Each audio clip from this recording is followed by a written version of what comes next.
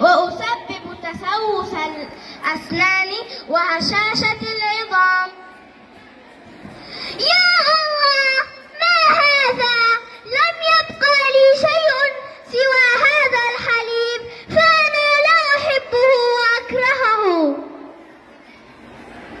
تعالي يا بنيتي، هيا تعالي، فأنا مليء بالفيتامينات والمواد الغذائية الصحية، فأنا مفيد لك ولصحتك، فأنا أقوي العظام وأمنح جسمك مناعة من الأمراض المختلفة.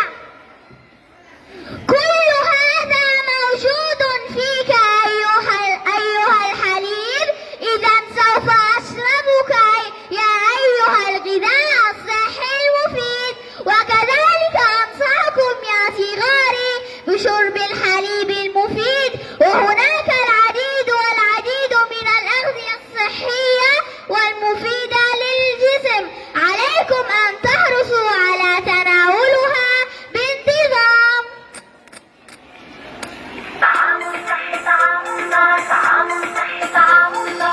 أنا مشروبات غازية،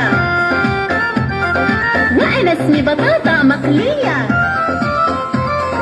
وأنا حلوى وعصائر زاهية اللون صناعية. لا لا لا لا لا، هذا طعام ضار. لا لا لا لا لا، ويسبب الآلام. لا لا لا لا لا، لا لا ليست صحية. لا لا لا لا لا، لا لا تبني الأجسام. طعام صحي طعام ضار، طعام صحي طعام ضار. أنا تفاحة وأنا موز،